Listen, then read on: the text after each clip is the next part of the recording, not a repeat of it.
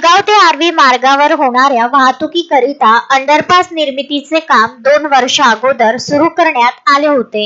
मोठा गड्डा खोदण्यात आला, पण अचानक 6 महिने अगोदर तो गड्डा बुजविण्यात आला. काम पूर्णपणे बंद पडल्याने प्रश्नचिन्ह उपस्थित होत आहे. या मार्गावर प्रवास करणाऱ्या प्रवाशांना 3 किलोमीटरचा फेरा घेऊन शहरात यावे लागते. हे काम केव्हा पूर्ण होणार या प्रश्नाचे उत्तर मिळत नसताना येथून प्रवास करणाऱ्या वाहन चालकांना विविध आजारांना सामोरे जावे लागत आहे. रेल्वे लाईनमुळे पुलगाव शहर 2 भागात विभागले गेले असून आर्वीकडे जाणाऱ्या मार्गावर शहरातील हाऊसिंग बोर्ड कॉलनी, दखनी फैल, जोशी प्लॉट, वल्लभनगर, हिवरा, सोरटा, रसुलाबाद, विरुड, रोहाणा येथील रहिवाशांना प्रत्येक कामाकरिता रेल्वे लाईन ओलांडून शहरात यावे लागते. रेल्वे गेट बंद केल्यामुळे लोकांना मोठ्या प्रमाणात त्रास सहन करावा लागत आहे. तो त्रास कमी करण्याकरिता रेल्वे प्रशासनाने बोगदा निर्मितीचे काम सुरू केले होते. 2 वर्ष अगोदर रेल्वे गेट बंद करून मोठा खड्डा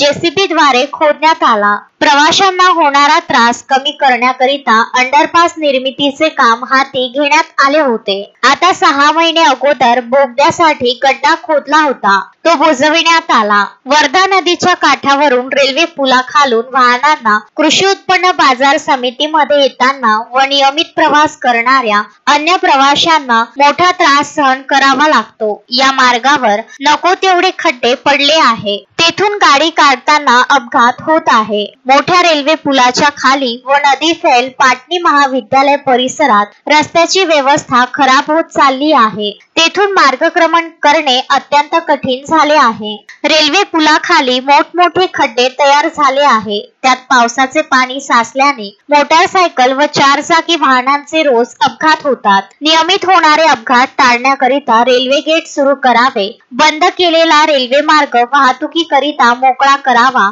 शक्य नसेल तर पुन्हा अंडरपास निर्मितीचे काम तातडीने करण्यात यावे, अशी मागणी खासदार अमर काळे यांच्याकडे येथील नागरिकांनी केली आहे. अश्विन शहा, विदर्भ न्यूज, पुलगाव.